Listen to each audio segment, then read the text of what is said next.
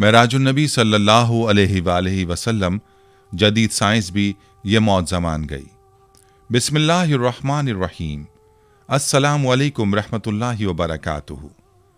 ناظرین کرام، اللہ تبارک و تعالی نے اپنے تمام انبیاء کرام کو مختلف معجزات سے نوازا، لیکن جب اللہ تعالیٰ نے اپنے آخری پیغمبر حضرت محمد مصطفیٰ صلی اللہ تعالی علیہ وآلہ وسلم کو اس دنیا میں بھیجا تو آپ کی ذات کو خود ایک عظیم معجزہ بنا دیا۔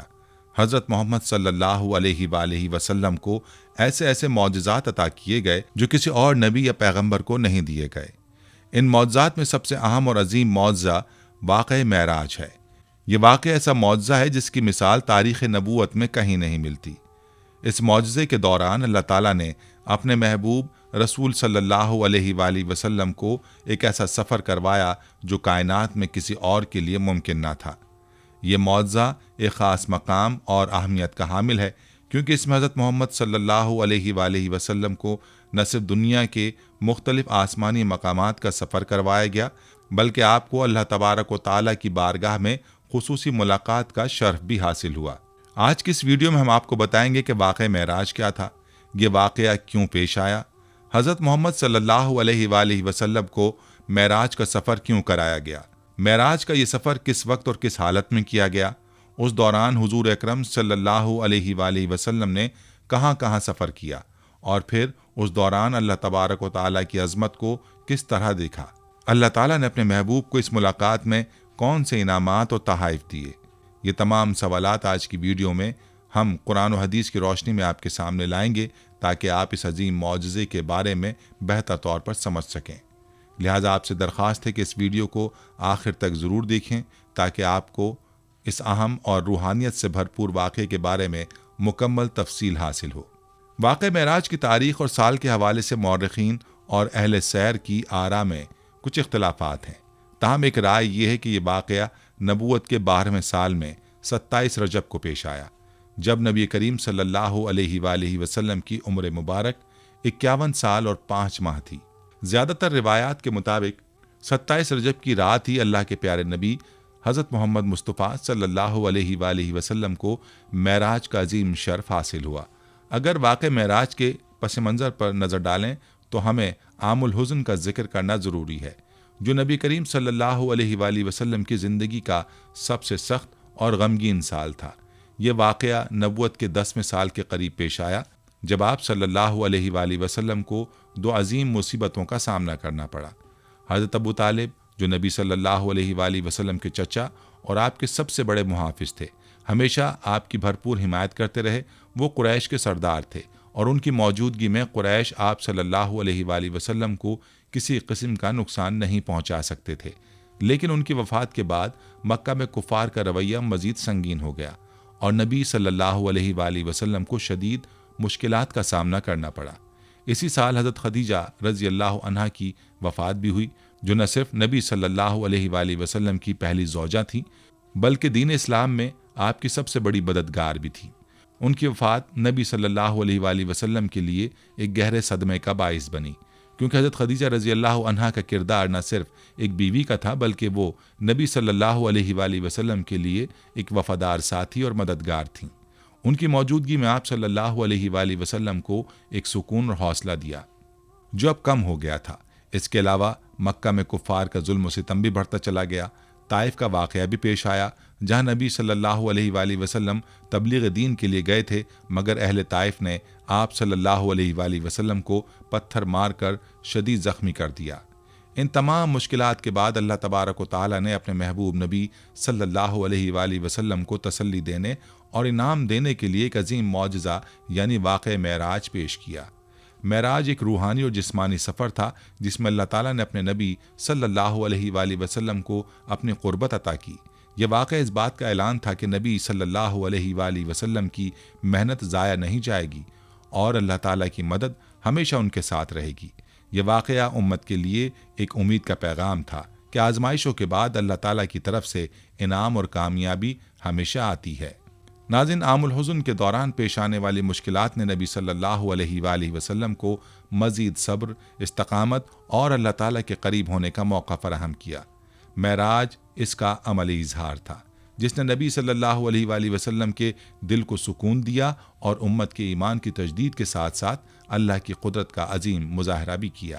اگرچہ واقعہ معراج کے وقت کے بارے میں مختلف روایات موجود ہیں، تاہم محققین کے مطابق یہ واقعہ ہجرت سے 3 سال قبل یعنی 10ویں سال بعثت میں پیش آیا۔ ایک روایت میں ہے کہ اس دن کفار نے آپ صلی اللہ علیہ وآلہ وسلم کو بہت ستایا تو آپ صلی اللہ علیہ وآلہ وسلم اپنی چچا زاد بہن ام ہانی کے گھر تشریف لے گئے اور وہاں آرام فرمانے لگے۔ ادھر اللہ کے حکم سے حضرت ام ہانی رضی اللہ عنہا کے مکان کی چھت شک ہوئی، اس میں سے حضرت جبریل علیہ السلام 50,000 فرشتوں کی بارات اور براق لے کر نبی آخر الزماں صلی اللہ علیہ وآلہ وسلم کی خدمت میں حاضر ہوئے اور عرض کیا، اے اللہ کے رسول، آپ کا رب آپ سے ملاقات چاہتا ہے۔ چنانچہ سوئے عرش سفر کی تیاریاں ہونے لگیں۔ سفر معراج کا سلسلہ شروع ہونے والا تھا۔ نبی رحمت کی بارگاہ میں براق حاضر کیا گیا جس پر حضور صلی اللہ علیہ وآلہ وسلم کو سوار ہونا تھا، مگر اللہ کے پیارے محبوب نے کچھ توقف فرمایا۔ جبریل امین نے اس پس و پیش کی وجہ دریافت کی تو آپ نے ارشاد فرمایا، مجھ پر تو اللہ رب العزت کی اس قدر نوازشات ہیں، مگر روز قیامت میری امت کا کیا ہوگا؟ میری امت پل صراط سے کیسے گزرے گی؟ اسی وقت اللہ تعالیٰ کی طرف سے بشارت دی گئی، اے محبوب، آپ اپنی امت کی فکر نہ کیجیے، ہم آپ کی امت کو پل صراط سے اس طرح گزار دیں گے کہ اسے خبر بھی نہیں ہوگی۔ اس واضح بشارت کے بعد سرکار دو عالم صلی اللہ علیہ وآلہ وسلم عرش کی سیر کے لیے تیار ہو گئے۔ آپ صلی اللہ علیہ وآلہ وسلم کو نیم بیداری کی حالت میں مسجد الحرام میں حتیم میں خانہ کعبہ سے بالکل متصل زمزم کے کنویں کے قریب لٹا کر آپ کے سینہ مبارک کو حلق کے گڑھے سے لے کر ناف تک چاک کیا گیا۔ آپ صلی اللہ علیہ وآلہ وسلم کا قلب مبارک نکال کر اسے زمزم کے پانی سے بھرے ہوئے ایک سونے کے تشت میں دھویا گیا۔ پھر ایک اور تشت آیا جس میں ایمان و حکمت اور نور نبوت تھا، وہ قلب میں بھر دیا گیا۔ پھر قلب اطہر کو آپ کے اصلی مقام پر رکھ کر آپ صلی اللہ علیہ وآلہ وسلم کا سینہ درست کر دیا گیا۔ پھر آپ صلی اللہ علیہ وآلہ وسلم کے سامنے ایک سفید جانور لایا گیا جو جسامت میں گھوڑے سے کچھ چھوٹا تھا، جس کا نام براق تھا۔ حدیث میں آتا ہے کہ براق کی تیز رفتاری کا یہ عالم تھا کہ جہاں تک نظر کی حد تھی وہاں وہ قدم رکھتا تھا۔ براق کا سفر اس قدر تیزی کے ساتھ ہوا جس تک انسان کی عقل نہیں پہنچ سکتی۔ ایسا لگتا تھا ہر طرف موسم بہار آ گیا ہے، چاروں طرف نور ہی نور پھیلتا چلا گیا۔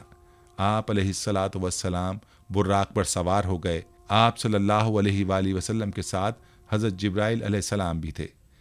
جبریل امین نے رکاب تھامی، میکائیل علیہ السلام نے لگام پکڑی، اسرافیل علیہ السلام نے زین سنبھالی، جس کے ساتھ ہی 50,000 فرشتوں کے سلام کی صدا سے آسمان گونج اٹھے۔ راستے میں آپ صلی اللہ علیہ وآلہ وسلم کا گزر ایک ایسی زمین پر ہوا جہاں کھجور کے درخت بہت کثرت سے تھے۔ اس زمین پر آپ صلی اللہ علیہ وآلہ وسلم نے 2 رکعت نماز نفل پڑھی۔ حضرت جبریل علیہ السلام نے بتایا یہ مدینہ کی زمین ہے جہاں آپ صلی اللہ علیہ وآلہ وسلم ہجرت کر کے آئیں گے۔ آپ صلی اللہ علیہ وآلہ وسلم کی اگلی منزل طور سینہ تھی۔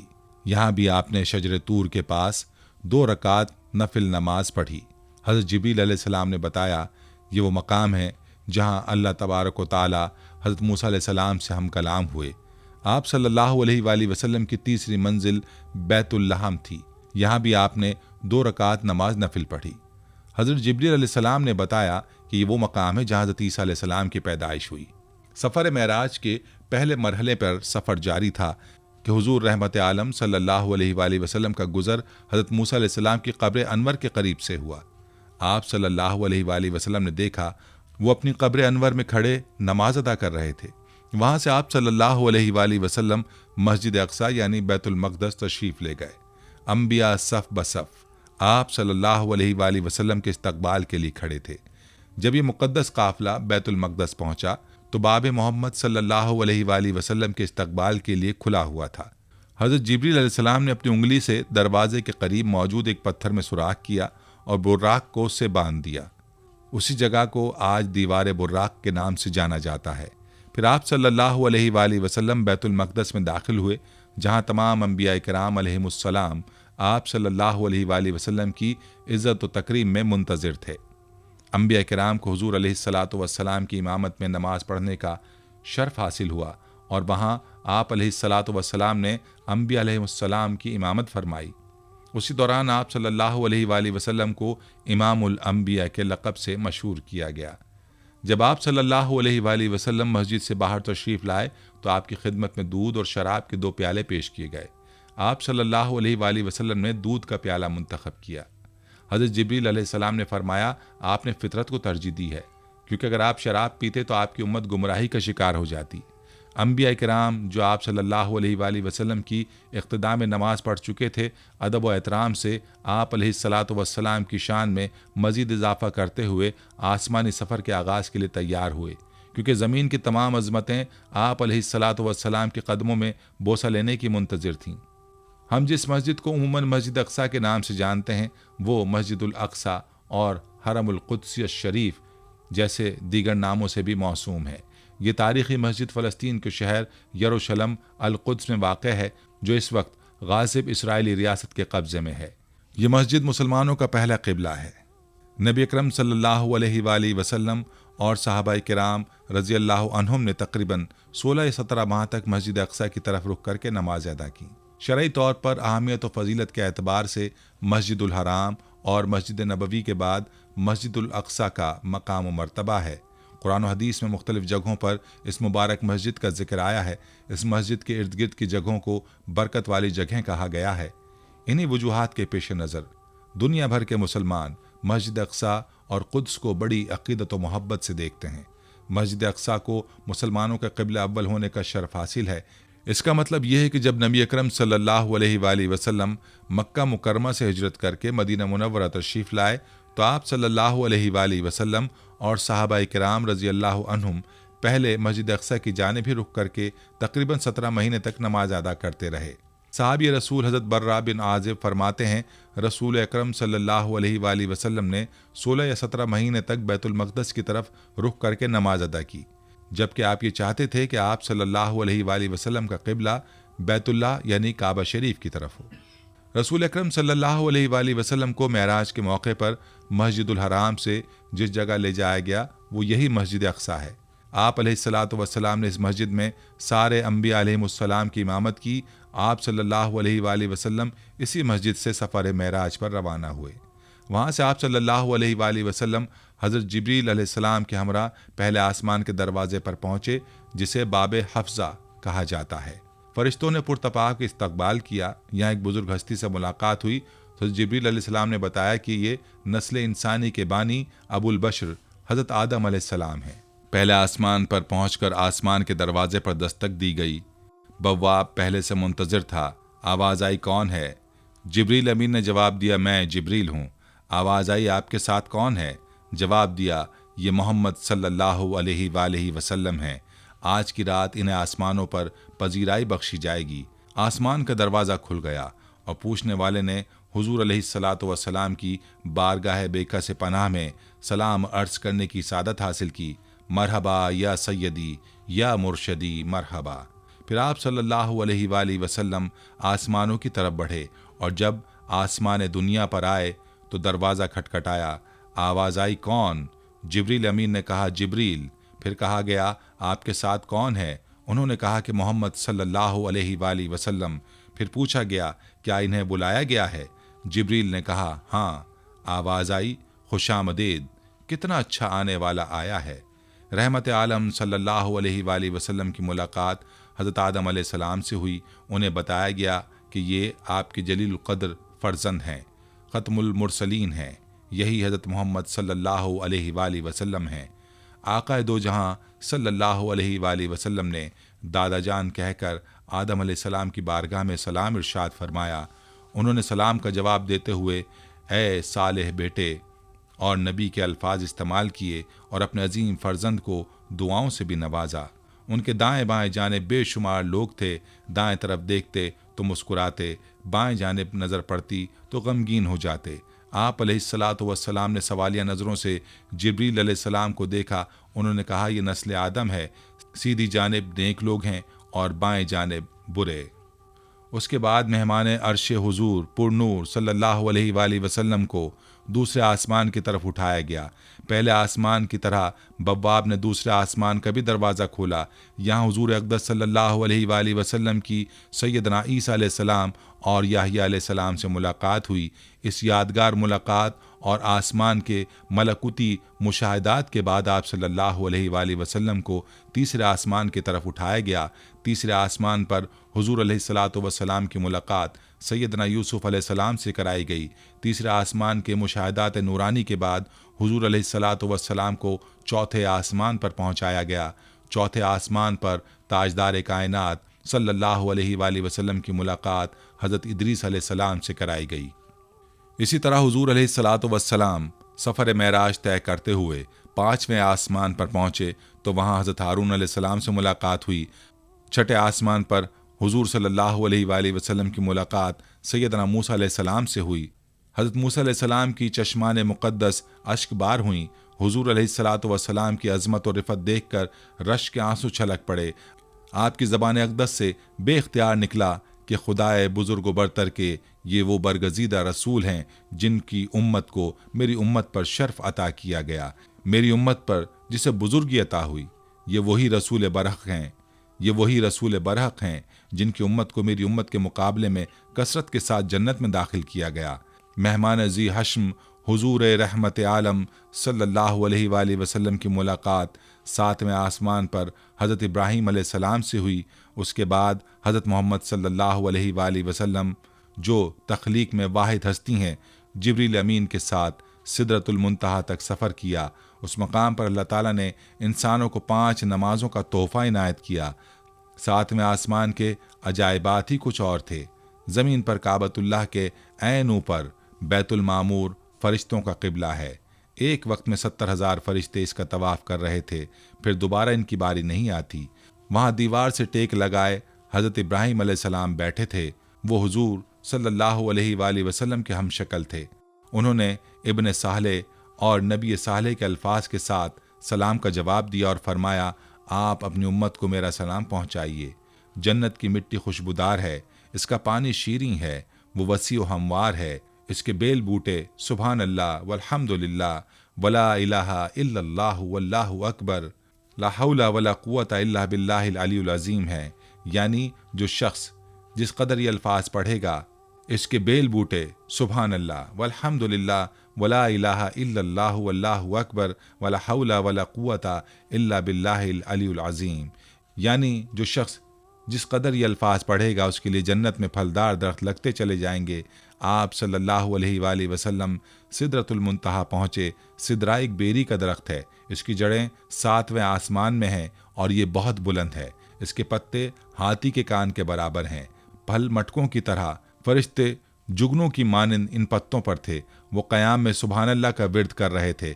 यहीं उन्होंने मौजिज़ मेहमान और आखिरी नबी सल्लल्लाहु अलैहि वसल्लम का दीदार किया। सिदरतुल मुंतहा आलिम खल्क और रब के दरमियान हद फासिल है। यहाँ तमाम मखलूक़ात का इल्म ख़त्म हो जाता है। ये वो जगह है जहाँ ज़मीन से ऊपर जाने वाली और ऊपर से उतरने वाली अशिया रुक जाती हैं। इससे आगे आलमुल गायब है, जिसका इल्म न किसी मुकर्रब फरिश्ते को है न किसी रसूल को है। इसी मकाम पर जन्नतुल मावा है, जिसका जिक्र सूरह नजम में है।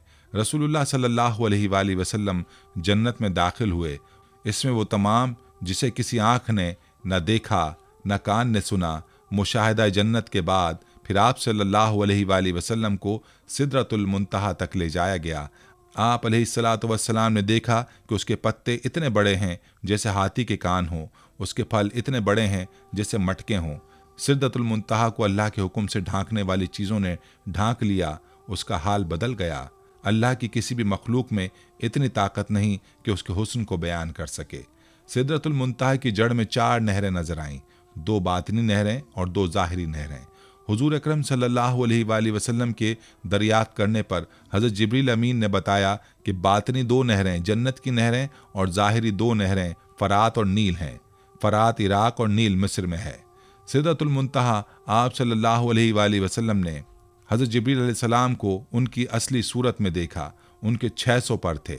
उनके पर से मुख्तलिफ रंगों के मोती याकूत झड़ रहे थे। उनके परों का दरमियानी फासला इतना है जिससे ज़मीन व आसमान का खला पुर हो जाए। हज़रत जिब्रील अलैहिस्सलाम सिदरा पर पहुँचे कि एक मकाम पर रुक गए और अर्ज़ किया कि अगर इस मकाम से बाल बराबर भी आगे बढ़ूँ तो जल कर खाक हो जाऊँगा। बैतुल मामूर से आप अलैहिस्सलातु वस्सलाम को मकाम मुस्तफ़ा तक उरूज हुआ। हज़रत जिब्रील अलैहिस्सलाम ने अर्ज़ किया, अब आप सल्लल्लाहु अलैहि वसल्लम का और आप सल्लल्लाहु अलैहि वसल्लम के रब का मामला है। हज़रत इब्न उमर रज़ी अल्लाह ताला अन्हु ने इब्न अब्बास रज़ी अल्लाह अन्हु से पूछा, क्या रसूलुल्लाह सल्लल्लाहु अलैहि वसल्लम ने अपने रब को देखा था? तो कहा, हाँ। और ज़्यादा मशहूर उनसे ये है कि अपने रब को अपनी आँख से देखा। उनसे ये बात कई तरह से रिवायत की गई है। कहा, अल्लाह ताला ने मूसा अलैहिस्सलाम को कलाम के साथ, इब्राहिम अलैहिस्सलाम को खलत के साथ और मोहम्मद सल्लल्लाहु अलैहि वसल्लम को दीदार के साथ ख़ास किया है। ताहा तमाम कौली बदनी और मैं सलाम अर्ज़ करने के लिए ये अल्फाज अलक़ा हुए, अत्तहियातु लिल्लाहि वस्सलावातु वत्तय्यिबात। तमाम कौली बदनी और माली इबादतें अल्लाह के लिए हैं। अल्लाह ताला का जवाब आया, अस्सलामु अलैका अय्युहन नबिय्यु व रहमतुल्लाहि व बरकातुहू।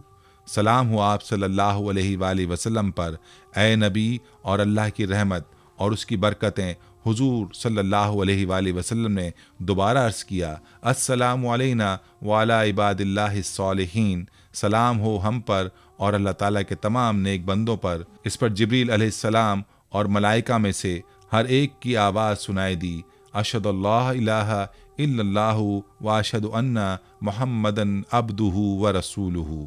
मैं गवाही देता हूँ कि अल्लाह के सिवा कोई माबूद नहीं, और मैं गवाही देता हूँ कि मोहम्मद सल्लल्लाहु अलैहि वसल्लम अल्लाह के बंदे और उसके रसूल हैं। इस मुलाकात में अल्लाह ताला ने आप सल्लल्लाहु अलैहि वसल्लम को 3 ऐसी चीज़ें अता फरमाई जो आप अलैहिस्सलातु वस्सलाम से पहले किसी नबी को नहीं दी। नंबर 1, मेराज का तोहफ़ा 5 फ़र्ज़ नमाजों की सूरत में दिया गया।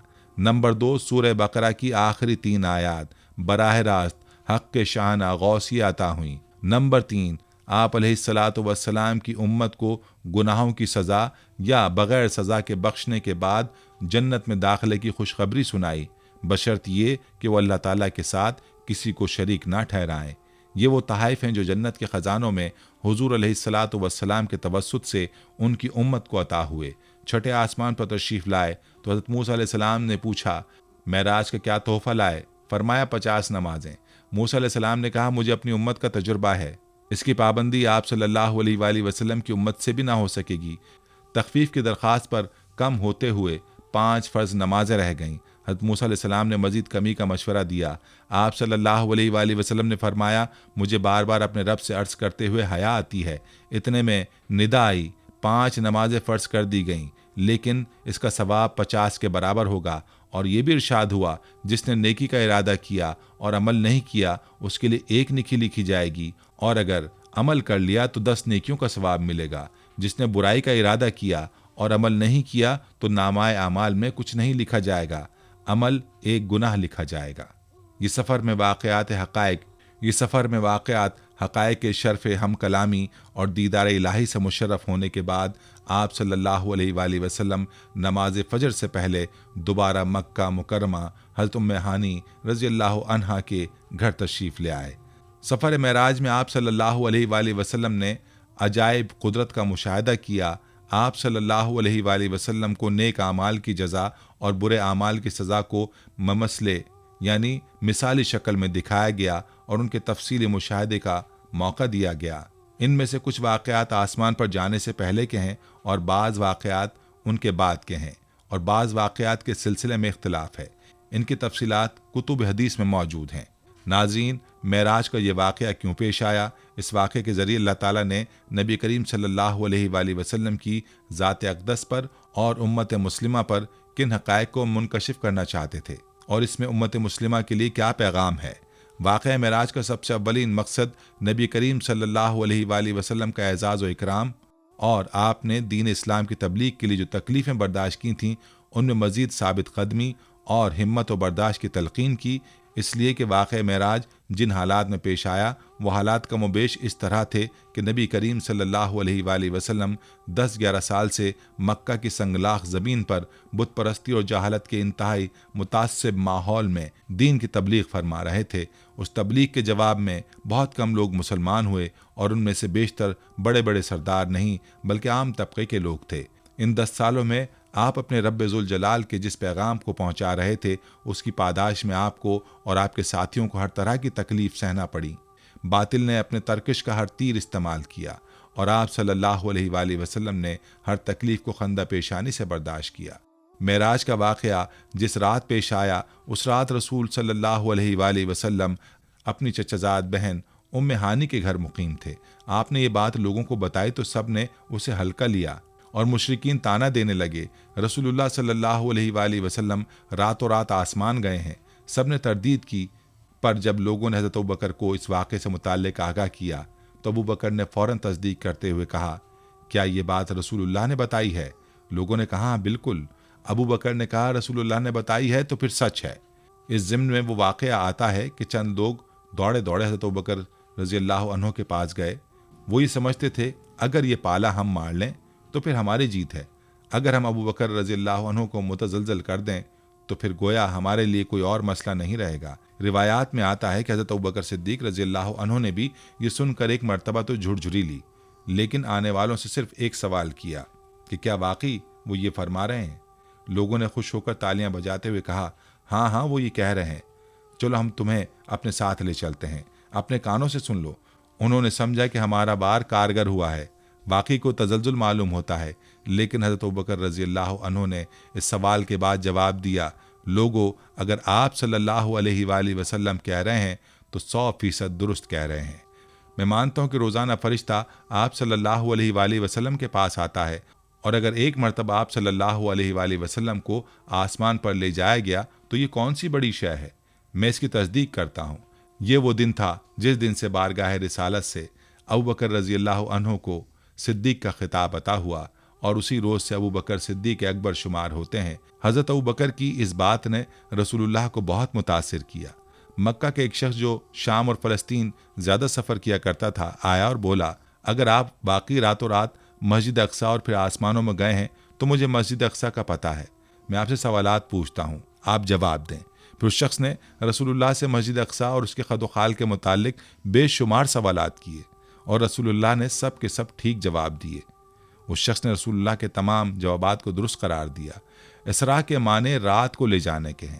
مسجد الحرام مکہ مکرمہ سے مسجد اقصی کا سفر جس کا تذکرہ سورہ بنی اسرائیل میں کیا گیا ہے اس کو اسراء کہتے ہیں، اور اس سے جو سفر یہاں سے جو سفر آسمانوں کی طرف ہوا اس کا نام معراج ہے۔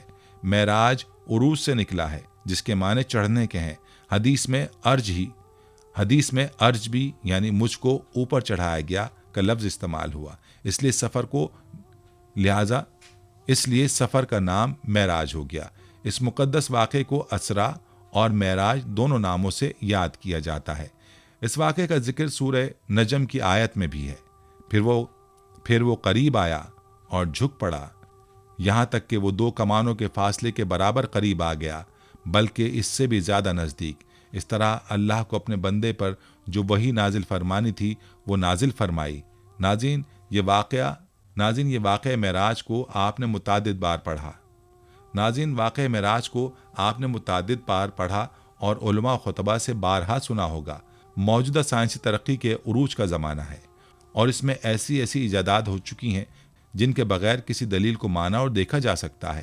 واقعہ معراج سے انکار کرنے والے آج کے دور میں ایسی ہزاروں ایجادات اپنی آنکھوں سے دیکھ اور استعمال کر رہے ہیں۔ رجب شریف کی 27ویں شب اللہ پاک کے حکم سے حضرت جبریل امین علیہ السلام 70,000 فرشتوں کی جماعت لے کر بارگاہ رسالت میں حاضر ہوئے اور عرض کی، یا رسول اللہ، رب کائنات آپ سے ملاقات چاہتا ہے۔ چنانچہ آپ کو ایک براق پر سوار کر کے مسجد الحرام مکہ مکرمہ سے بیت المقدس لایا گیا، جہاں 1,24,000 انبیاء اور رسول نے آپ کی امامت میں نماز ادا کی۔ اب یہاں سے دوسرے مرحلے کا آغاز ہوتا ہے اور آپ کو آسمانوں پر لے جایا جاتا ہے، جہاں پہلے آسمان پر حضرت آدم علیہ السلام، دوسرے پر حضرت یحییٰ اور عیسیٰ، تیسرے پر حضرت یوسف، چوتھے پر حضرت ادریس علیہ السلام، 5वें پر حضرت ہارون علیہ السلام اور 6 پر کلیم اللہ حضرت موسیٰ علیہ السلام سے ملاقات ہوئی۔ 7ویں آسمان پر حضور اکرم صلی اللہ علیہ وآلہ وسلم کی ملاقات جد الانبیاء حضرت سیدنا ابراہیم علیہ السلام سے ہوئی۔ یہاں ہی بیت المعمور اور سدرۃ المنتہا ہے جو جبریل امین کی آرام گاہ ہے، اور یہ مخلوق کی حد فاصل ہے۔ آج جدید سائنس بھی انہی تحقیقات کو بنیاد بنا کر اس کائناتی سچائی تک رسائی حاصل کرنا چاہتی ہے۔ اس کائناتی سچائی تک رسائی حاصل کر چکی ہے کہ رفتار میں کمی پیشی کے مطابق کسی جسم کا بر وقت پھیلنا، سکڑ جانا اور جسم کے فاصلوں کے ہجوم کا پھیلنا اور سکڑنا قوانین فطرت اور منشاء رب العزت کے عین مطابق ہے۔ سائنسدانوں کے مطابق دنیا کی تیز ترین چیز روشنی ہے، جس کو آئنسٹائن نے نظریہ اضافت میں بیان کیا ہے کہ روشنی 1,86,000 میل 3 لاکھ کلومیٹر تقریباً فی سیکنڈ کی رفتار سے سفر کرتی ہے۔ روشنی کائنات کی ایک اہم ترین توانائی ہے، اور اس کائنات میں موجود چیزوں کے وجود کا احساس ہمیں روشنی سے ہی ہوتا ہے۔ جدید فزکس میں ستاروں اور کہکشاں کے درمیان فاصلوں اور رفتار کا تعین روشنی سے ہی کیا جاتا ہے۔ اسی طرح اگر براق کا مطالعہ کیا جائے تو یہ عربی کا لفظ برق سے بنا ہے، جس کا مطلب ہے تیزی، یعنی بجلی کی رفتار سے سفر کرنے والا۔ اور جب کوئی چیز روشنی کی رفتار سے سفر کرتی ہے تو اس کے نزدیک وقت تھم جاتا ہے، جسے سائنس کی زبان میں ٹائم ٹریول کہا جاتا ہے، اور قرآن پاک میں بھی ٹائم ٹریول کے متعلق واضح اشارہ موجود ہے۔ چنانچہ قرآن پاک میں حضرت سلیمان کا ملکہ بلقیس کا تخت لانے کا واقعہ بڑی فصاحت و بلاغت کے ساتھ موجود ہے۔ مفسرین نے حضرت سلیمان علیہ السلام کے دربار سے ملکہ سبا بلقیس کا تخت 900 میل کی مسافت پر بیان کیا گیا، جسے آپ علیہ السلام کے طلب کرنے پر ایک طاقتور جن نے آپ کی مجلس برخاست ہونے سے قبل لانے کا کہا، جسے مقامی ٹائم ٹریول کے تحت یہ قدرت حاصل تھی کہ وہ آپ کی مجلس برخاست ہونے سے پہلے 900 میل کی مسافت سے تخت بلقیس حاضر کر دے گا، مگر آپ نے اس سے بھی جلدی لانے کے لیے ارشاد فرمایا۔ چنانچہ ایسے میں آپ علیہ السلام کے ایک صحابی آصف بن برخیہ، جس کے پاس کتاب کا تھوڑا سا علم تھا، انہوں نے اسے چشم زد میں لانے کا عرض کیا اور فوراً حاضر کر دیا، جس پر حضرت سلیمان علیہ السلام نے کہا، یہ میرے رب کا فضل ہے۔ جہاں 7ویں آسمان سے آگے اللہ رب العزت نے اپنے محبوب کو اتنا قریب بلایا جیسے تیر کمان یا 2 کمانوں کا آپس میں ملن، اور پھر خوب راز و نیاز اور امت کی بخشش کی باتیں ہوئیں جو علماء بیان فرماتے رہتے ہیں۔ احادیث متواترہ سے ثابت ہے، یعنی صحابہ، تابعین اور تبع تابعین کی ایک بڑی تعداد سے معراج کے واقعے سے متعلق احادیث مروی ہیں۔ قرآن کریم اور احادیث متواترہ سے ثابت ہے کہ اسراء اور معراج کا تمام سفر صرف روحانی نہیں بلکہ جسمانی تھا، یعنی نبی اکرم صلی اللہ علیہ وآلہ وسلم کا یہ سفر کوئی خواب نہیں تھا بلکہ ایک جسمانی سفر اور عینی مشاہدہ تھا۔ یہ ایک معجزہ تھا کہ مختلف مراحل سے گزر کر اتنا بڑا سفر اللہ تعالیٰ نے اپنی قدرت سے صرف رات کے ایک حصے میں مکمل کر دیا۔ واقعہ معراج کے مقاصد میں جو سب سے مختصر اور عظیم بات قرآن کریم سورہ بنی اسرائیل میں ذکر کی گئی ہے وہ یہ کہ اللہ تعالیٰ نے آپ صلی اللہ علیہ وآلہ وسلم کو اپنی کچھ نشانیاں دکھلائیں۔ اس کے مقاصد میں سے ایک اہم مقصد اپنے حبیب محمد صلی اللہ علیہ وآلہ وسلم کو وہ عظیم الشان مقام و مرتبہ دینا ہے جو کسی بھی بشر حتیٰ کہ کسی مقرب ترین فرشتے کو نہیں ملا ہے اور نہ ملے گا۔ نیز اس کے مقاصد میں امت مسلمہ کو یہ پیغام دینا ہے کہ نماز ایسا محتم بالشان عمل اور عظیم عبادت ہے کہ اس کی فرضیت کا اعلان زمین پر نہیں بلکہ 7 آسمانوں کے اوپر بلند و اعلیٰ مقام پر معراج کی رات میں ہوا۔ نیز اس کا حکم حضرت جبریل علیہ السلام کے ذریعے نبی اکرم صلی اللہ علیہ وآلہ وسلم تک نہیں پہنچا بلکہ اللہ تعالیٰ نے فرضیت نماز کا تحفہ بذات خود اپنے حبیب صلی اللہ علیہ وآلہ وسلم کو عطا فرمایا۔ نماز اللہ جل شانہ سے تعلق قائم کرنے اور اپنی ضرورتوں اور حاجتوں کو مانگنے کا سب سے بڑا ذریعہ ہے۔ نماز میں اللہ تبارک و تعالیٰ سے مناجات ہوتی ہے۔ اس اہم و عظیم سفر میں آپ علیہ الصلاۃ والسلام کو جنت و دوزخ کے مشاہدے کے ساتھ مختلف گناہ گاروں کے احوال بھی دکھائے گئے، جن میں سے بعض گناہ گاروں کے احوال اس جذبے سے تحریر کر رہا ہوں کہ ان گناہوں سے ہم خود بھی بچیں اور دوسروں کو بھی بچنے کی ترغیب دیں۔ حضور صلی اللہ علیہ وآلہ وسلم جب معراج کے سفر پر جا رہے تھے تو راستے میں 3 اہم واقعات حضور علیہ الصلاۃ والسلام کے ساتھ پیش آئے۔ उनमें से एक वाक़या हुजूर अलैहिस्सलातु वस्सलाम के साथ ये पेश आया कि आपने एक ऐसी कौम को देखा जो तुख्म रेजी करते हैं, फसल काटते हैं और भेजते हैं। इधर उन्होंने फसल की बुवाई की, इधर वो बड़ी हो गई, उन्होंने फसल को काट लिया। जिब्रील से पूछा गया कि कौन लोग हैं? जिब्रील अलैहिस्सलाम ने फरमाया, अल्लाह के रसूल ये वो लोग हैं जो अल्लाह के रास्ते में खर्च करते हैं, अल्लाह ने इसके बदले इन्हें ये नेमत अता फरमाई है। फिर हुजूर अकरम सल्लल्लाहु अलैहि वसल्लम एक ऐसी कौम पर से गुजरे जिनके सर पत्थरों के साथ कुचले जा रहे थे। सर पर पत्थर मारा, सर जख्मी हो गया, फिर मारा, फिर जख्मी हो गया, फिर पत्थर लेने गए, सर ठीक हो गया। बार बार सर पत्थर से गुजारा जा रहा है। नबी अकरम सल्लल्लाहु अलैहि वसल्लम ने पूछा, ये कौन लोग हैं? जिब्रील अलैहिस्सलाम ने अर्ज़ किया, अल्लाह के पैगंबर, ये वो लोग हैं जो फ़र्ज़ में काहली और सुस्ती से काम लेते, नमाज में कोताही करते। जो फ़र्ज़ नमाज में सुस्ती करता है, क़यामत के दिन उसके सर को पत्थरों से कुचला जाएगा। कुछ आगे चलकर हुजूर का गुजर एक ऐसी कौम पर हुआ जिनकी शर्मगाह पर चिथड़े से लटके हुए थे और वो ऊँट और बैल की तरह चल रहे थे और खाने को जहन्नुम के पत्थर और कांटे मिलते थे। पूछा नबी करीम सल्लल्लाहु अलैहि वसल्लम ने, ये कौन लोग हैं? तो अर्ज़ किया, या रसूलुल्लाह सल्लल्लाहु अलैहि वसल्लम, ये वो लोग हैं जो अपने माल में ज़कात अदा नहीं करते, दुनिया में ज़कात अदा नहीं की, आज जहन्नुम के पत्थर और कांटे खाने पर मजबूर हैं। इसलिए मर्द और औरत दोनों को इस बात का एहतमाम करना चाहिए कि अपने माल में ज़कात अदा करें। बाज़ लोग ये समझते हैं कि जो पैसा बैंक में है सिर्फ उस पर ज़कात है। जो औरतें घर में जेवर इस्तेमाल करती हैं उन जेवरों पर भी ज़कात अदा करना वाजिब है। और बाज़ औरतें कहती हैं जेवर मैंने पहना है, ज़कात इसके खाविंद ने अदा करनी है। औरत के जेवर पर खाविंद के ज़िम्मे ज़कात अदा करना नहीं। अगर खाविंद बीवी मशावरत के साथ तय कर लें और खाविंद खुशी से दे तो दे सकता है, वरना जेवर पहनना ही नहीं चाहिए। अगर ज़कात अदा नहीं कर सकती तो जेवर वो पहने जो ज़कात अदा कर सकती हैं। फिर हुजूर सल्लल्लाहु अलैहि वसल्लम का गुजर एक ऐसी कौम पर हुआ जिनके सामने दो किस्म के गोश्त मौजूद हैं, हंडिया में पका हुआ अच्छा गोश्त, एक हंडिया में पका हुआ गंदा बदबूदार गोश्त, और ये अच्छा गोश्त छोड़कर गंदा गोश्त खा रहे हैं। पूछा जिब्रील अमीन, ये लोग कौन हैं? अर्ज़ किया, ये वो लोग हैं जिनके पास हलाल पाक मनकूहा बीवियाँ मौजूद हैं और ये उनको छोड़कर गैर महरम नापाक औरतों के साथ बदकारी करते हैं। इसी तरह ये वो औरतें हैं जो पाक और हलाल शौहर को छोड़कर जिना की लानत में लथपथ हैं। अल्लाह हिफाजत फरमाए, जिना इतना सख्त गुनाह है। ये बात जहन नशीन फरमाए, शादीशुदा औरत का नामहरम मर्द से ताल्लुक़ रखना कंवारी लड़की के साथ ताल्लुक़ रखने से बड़ा गुनाह है। और दुनिया में खुदा ने सज़ा का फ़र्क ये किया है कि अगर औरत कंवारी हो और मर्द कंवारा हो, उसके नाजायज़ ताल्लुकात हों तो उनके 100 कोड़े मारे जाएंगे। और अगर शादीशुदा हो तो शरीयत कोड़ों की बात नहीं करती, बल्कि कांधों तक ज़मीन दफन करके पत्थरों के साथ मार मार कर कत्ल कर दिया जाए। इसे रिजम कहते हैं क्योंकि जुर्म बहुत बड़ा है। अगरचे कंवारी लड़की का जुर्म भी बड़ा है, लेकिन शादीशुदा का जुर्म इससे भी बड़ा है। जब उसके पास हलाल मौजूद है तो हराम के पास क्यों गए? बहरहाल हुजूर अलैहिस्सलातु वस्सलाम का गुजर फिर एक ऐसी लकड़ी पर हुआ जिसके पास से गुजरती है उसको चीर देती है। पूछा जिब्रील अमीन, ये लकड़ी कौन सी है?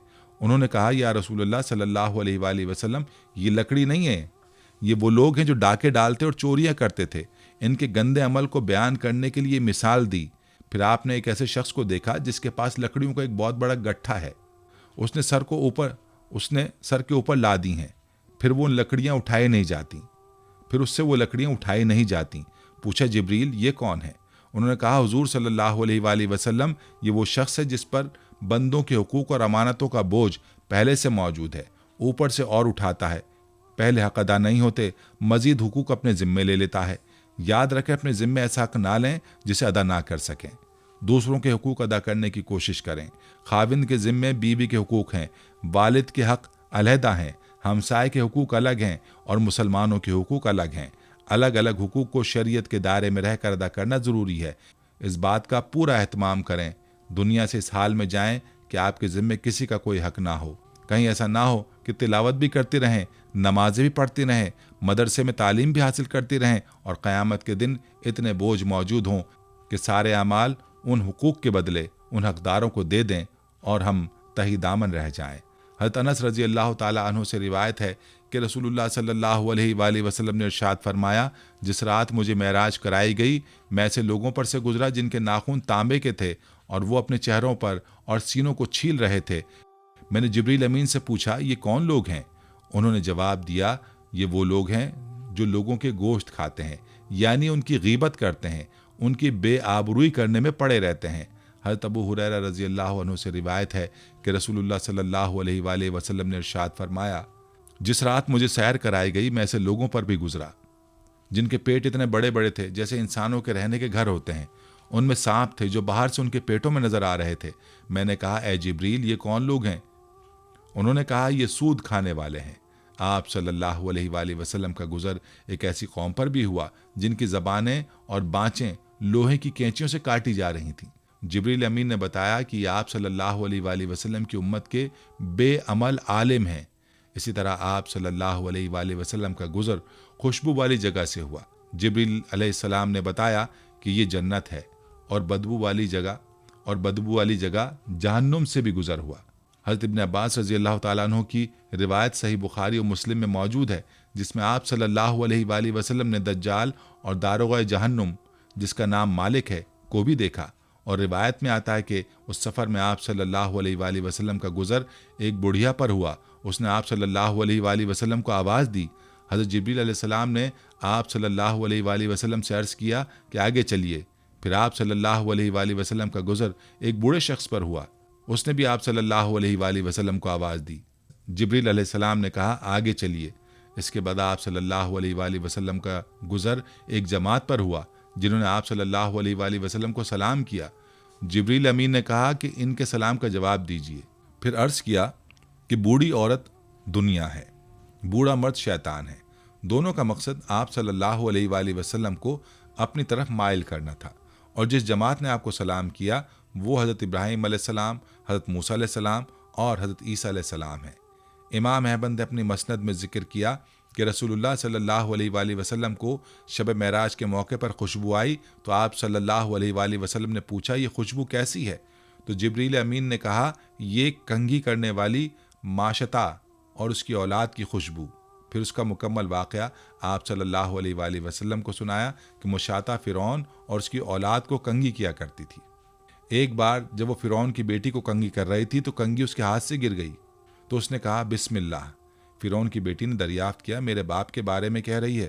تو اس نے جواب دیا، نہیں، بلکہ جو میرا اور تیرے باپ کا پروردگار ہے، یعنی اللہ رب العزت۔ فرعون کی بیٹی نے معاملہ اپنے باپ کے دربار تک پہنچا دیا۔ فرعون نے اس سے پوچھا کہ تم میرے علاوہ کسی اور رب کو مانتی ہو؟ اس عورت نے بڑی دلیری سے جواب دیا، ہاں، جو میرا اور تیرا رب ہے۔ چنانچہ فرعون نے طیش میں آ کر ایک تانبے کے بڑے برتن میں پانی گرم کرایا اور حکم دیا کہ اس ماشطہ اور اس کی اولاد کو اس کھولتے ہوئے پانی میں پھینک دیا جائے۔ جب فرعون نے ماشطہ سے پوچھا، تیری کوئی خواہش ہے تو بتا؟ اس نے کہا، ہاں، میری اور میری اولاد کی ہڈیاں اکٹھی کر کے ایک جگہ دفنا دینا۔ چنانچہ اس کو اور اس کی اولاد کو ایک ایک کر کے ابلتے پانی میں ڈال دیا۔ جب اس شیرخوار بچے کی باری آئی تو خاتون کی ممتا نے جوش مارا، تو شیرخوار بچے نے کہا، اماں جان، بے خوف و خطر اس میں کود جا، آخرت کا عذاب دنیا کے عذاب سے زیادہ سخت ہے۔ چنانچہ ماشطہ اس کھولتے ہوئے پانی میں کود گئی۔ اس طرح آپ صلی اللہ علیہ وآلہ وسلم نے چند اہل جنت کے احوال بھی مشاہدہ فرمائے۔ صحابہ کرام کے محلات بھی آپ صلی اللہ علیہ وآلہ وسلم نے اس سفر میں دیکھے۔ دوستو، تاریخ کی اس بے مثال واقعے کو بیان کرنے کا اہم مقصد یہ ہے کہ ہم اس عظیم الشان واقعے کی کسی حد تک تفصیلات سے واقف ہوں، اور ہم ان گناہوں سے بچیں جن کے ارتکاب کرنے والوں کا برا انجام نبی صلی اللہ علیہ وآلہ وسلم نے اس سفر میں اپنی آنکھوں سے دیکھا اور پھر امت کو بیان فرمایا۔ واقعہ معراج نبی کریم صلی اللہ علیہ وآلہ وسلم کی زندگی کا ایک عظیم واقعہ ہے جو ہمیں آپ صلی اللہ علیہ وآلہ وسلم کی سیرت کو سمجھنے اور اس پر عمل کرنے کی دعوت دیتا ہے۔ آپ صلی اللہ علیہ وآلہ وسلم کی سنت، نماز، صبر اور اللہ پر توکل جیسی خوبیوں کو اپنانا ہر مسلمان کے لیے ضروری ہے۔ معراج ہمیں یہ عہد کرنے کی ترغیب دیتا ہے کہ ہم اپنی زندگی کو قرآن و سنت کے مطابق ڈھالیں گے، نیکیوں کو اپنائیں گے اور گناہوں سے بچیں گے۔ واقعہ معراج ہمیں اللہ کی قربت کا راستہ دکھاتا ہے، آخرت کی تیاری کی تلقین کرتا ہے اور نبی کریم صلی اللہ علیہ وآلہ وسلم کی سنت پر عمل کرنے کا درس دیتا ہے۔ ہمیں اس واقعے کی روشنی میں اپنی زندگی کو بہتر بنانے کی کوشش کرنی چاہیے۔ اللہ تعالیٰ سے دعا کرنی چاہیے کہ وہ ہمیں دین پر عمل کرنے کی توفیق عطا فرمائے۔ اللہ تبارک و تعالیٰ ہم سب کا خاتمہ ایمان پر فرما اور ہمیں دونوں جہاں کی کامیابی اور کامرانی عطا فرما، آمین۔ ناظرین، یہ تھی ہماری آج کی ویڈیو۔ ہمیں امید ہے کہ آپ کو ہماری آج کی یہ ویڈیو پسند آئی ہوگی۔ اگر آپ کو ہماری ویڈیو پسند آئی ہو تو ہمارے چینل کو سبسکرائب کریں اور بیل آئیکن کو دبائیں تاکہ آپ کو ہماری آنے والی ویڈیوز کا نوٹیفیکیشن ملتا رہے۔ ویڈیو کو لائک کریں اور کمنٹس میں اپنی رائے دیں یا سوالات پوچھیں۔ اللہ آپ کو اپنی حفاظت میں رکھے، آمین۔